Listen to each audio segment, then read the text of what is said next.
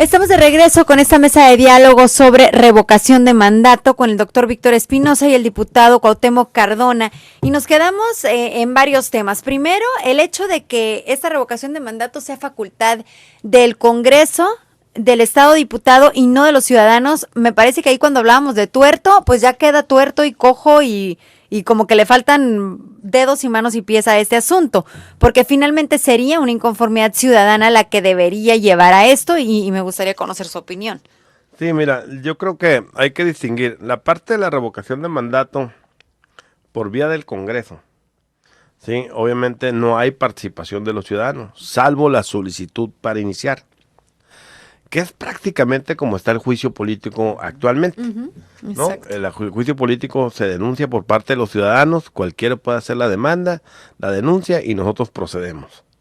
Sí, la parte que tiene que ver con la revocación de mandato para legisladores, ahí sí la propuesta es que el órgano electoral sean los que tengan la competencia de organizar, ¿no? Que alguien tiene que organizar el evento y qué mejor que sea una autoridad, ahora sí que nacida para eso. El Instituto de Baja California, inclusive su nombre lo llevaba, ¿no? Instituto Electoral y de Participación Ciudadana. Lo que está más cuestionado de la revocación de mandato y lo que había que revisar es lo que decía también ahorita el maestro, decir qué porcentaje es el que se requiere para que la solicitud tenga aceptación, ¿sí? Y cuáles serían las causas por las cuales. Debo decir que quien cuestiona mucho, y aquí seguramente Víctor sabe, quien cuestiona mucho esto es, más bien las razones de por qué se cuestiona mucho es que se vuelve también muy subjetivo, ¿sí? Muy subjetivo, aun cuando lo fundamental también y los pro que tiene es que, pues, qué mejor que sea el propio ciudadano el que participe justamente para quitar lo que dio, que finalmente fue el mandato popular. Entonces, sí debe ser la autoridad electoral, en el caso de los diputados. Si pudiéramos todavía explorar que nuestra constitución, yo creo que sí debemos de meterle que se quite la revocación de los municipios, la revocación de mandato sea por el voto popular a los municipios. Yo creo que es una parte que se puede legislar. Recordemos que ahorita el plazo para cambiar las reglas electorales es para eso, para las reglas electorales, no para la revocación de mandato. Esa podemos legislarla en cualquier momento, ¿sí? Entonces esa no tenemos límite. Eso podemos entrarle a ese debate en cualquier momento. Entonces todavía es factible pensar. Claro que tendría que haber, ¿no?, una iniciativa, ¿no? De alguien y hasta el momento pues no he escuchado a nadie levantar la mano en este sentido. Sí hay iniciativas para revocación de municipios, sí hay. O sea, sí hay iniciativas. Lo que pasa es que se recogió de todas las propuestas, ¿sí? Se recogieron algunas cosas, ¿sí? Y se quiso respetar lo que dice la Constitución General de la República sobre municipios, pero también podemos hacer un avance importante para que sea también revocado el mandato a través de los ciudadanos, como pasó con los diputados. Fue un gran avance el que se hizo, el que los propios diputados sean sometidos a una revocación de mandato. Eso obviamente va a ayudar mucho. Yo creo que sí genera cierta expectativa importante en la sociedad. Y ¿sabes qué? Pues ahora sí vamos a ser más vigilantes de los propios diputados, sobre todo ahora que viene la parte de la reelección. ¿No? La gente decía, oye, pues ¿cómo vamos a reelegirnos?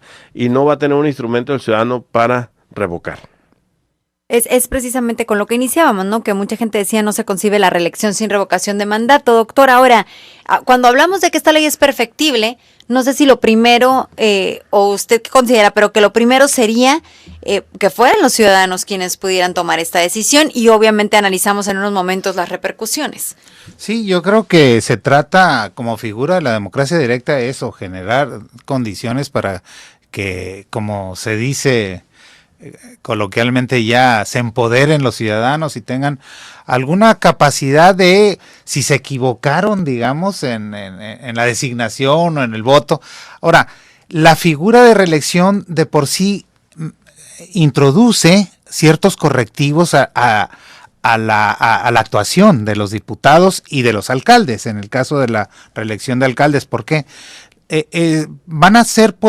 Pueden ser reelectos los diputados, podrán ser reelectos, y eso los obligará no es automática la reelección, o sea, tienen que regresar a sus distritos. Claro, en donde y ser votados de nuevo. Y ser votados de nuevo. Es decir, tienen de alguna manera la obligación, si quieren continuar siendo diputados y hacer esa carrera de diputados, de dar buenas cuentas y de rendir cuentas, porque lo que tenemos ahorita, pues no hay rendición de cuentas, ¿no? Lo que tenemos es pues informes ocasionales, etcétera, de algunos diputados. Hay unos que pasan totalmente desapercibidos, otros que son más activos y los conocemos, como aquí el diputado Cuauhtémoc, que es hiperactivo, ¿no? Entonces, pero hay otros que de verdad no se sabe y quienes los eligieron ni siquiera recuerdan quiénes son. Entonces, yo creo que ya la figura de la reelección puede introducir cambios importantes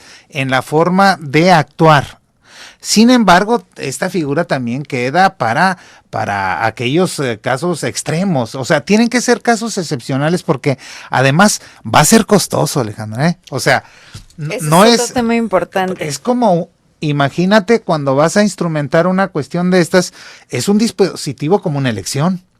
Entonces, los ciudadanos también tenemos que estar conscientes que estas figuras cuestan y son caras. O sea, la democracia cuesta, vaya que lo sabemos en México, tener ¿no? todos los candados y que sea legítimo, obviamente cuesta y no es nada barato. Ahora, ¿no? otra cosa que te quiero decir, una figura como esta, a diferencia de la consulta popular que se puede hacer aprovechando la elección, ¿no? Y se introducen, se aprovecha el dispositivo. Tiene que ser fuera del proceso electoral normal, porque si no, imagínate el riesgo definitivo, que se contamine. De que se contamine todo en un proceso electoral, ¿no? Meter la figura, una consulta para revocación, pues creo que tiene que ser en otro momento y eso pues generará costos altos, ¿no? Sí, de entrada es una realidad que la reelección obligaría a los legisladores en este momento, que es como está aprobado, a los legisladores a hacer un buen trabajo cuando quieran regresar a pedir el voto, sí, ¿no? Y como que de alguna forma eso es ya algo, es una forma de medir el desempeño. Ahora, ¿qué es lo que pasa si en este segundo periodo algo hizo mal este legislador y por eso se solicita la revocación de mandato? ¿Cuáles serían los motivos, diputado? Porque ahí es en donde también entra otra preocupación cuando usted dice, pues es que ahí está muy de percepción, ¿no? O sea, ¿cómo se ponen los candados o cómo se especifica para que en realidad sea un motivo de peso para revocar el mandato a ese legislador? Ahora sí que el maestro debe saber un poquito más de eso, él es el que ha estudiado un poquito más. Yo creo que finalmente vas a caer en números más que en razones, que ese es un tema de subjetividad de este tipo de instrumentos, ¿sí? En números de porcentajes de rechazo que tiene la persona. Sí, obviamente, te voy a poner un ejemplo, ¿no? Aunque ahorita estamos todavía en el proceso electoral, el caso del IVA.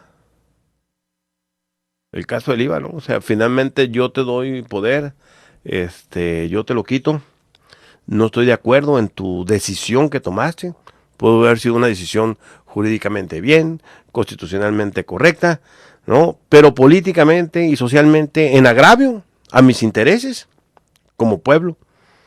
Pero creo que ahí es un castigo de alguna forma a través de las urnas, ¿no? Pero no se podría solicitar una revocación de mandato por esto. Sí, también. La revocación de mandato finalmente va a quedar al número ciudadano. O sea, ¿cuál sería, por ejemplo, para un congresista?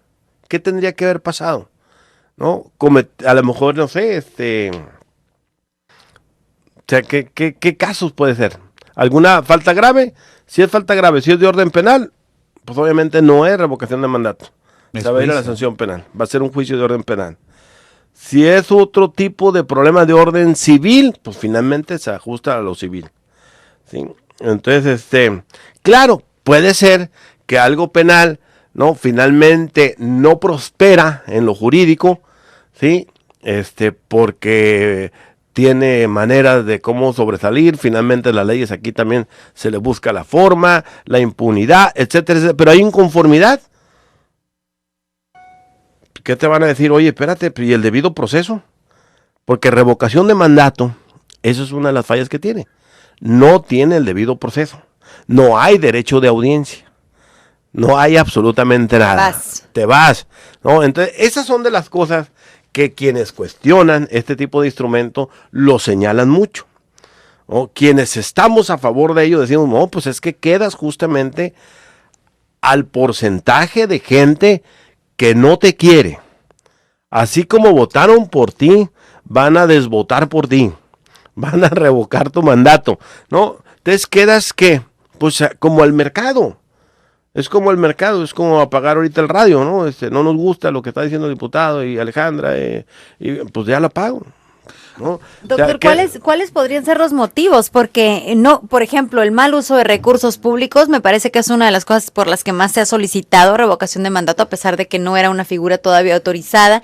Veo en este momento que por muertes y una escalada impresionante en la inseguridad es otra por la que se está solicitando la revocación de mandato del presidente Peña Nieto. Insisto en esto, en este movimiento de izquierda a través de redes sociales. Entonces, ¿cuáles podrían ser los motivos? Nos responde después de la pausa porque me están pidiendo que haga corte. Mesa de diálogo. Voto Baja California 2015. Regreso en Visión Informativa, segunda emisión en esta mesa de diálogo sobre revocación de mandato. Y bueno, yo creo que aquí lo que impera es la subjetividad de la revocación del mandato, ¿no? La percepción que pueda tener un ciudadano, y lo decía muy bien el doctor Víctor Espinosa, tan subjetivo como en la elección, ¿no? Unos minutos probablemente, y si bien te fue, de conocer a este candidato, hablando de estas elecciones específicamente, y de escuchar sus promesas o propuestas, y en muchos casos, pues de llegar a las urnas y ahí enterarte de quién es tu diputado, porque no sabes a qué distrito perteneces. Yo creo que corresponde a la definición de buen gobierno. ¿Qué es un buen gobierno? Se pregunta la teoría. Pues es aquel que hace lo que la gente quiere que haga, ¿no?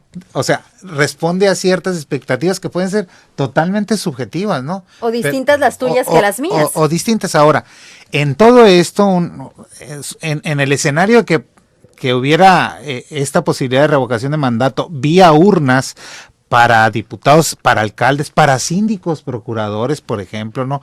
Para regidores, ¿por qué no? ¿No?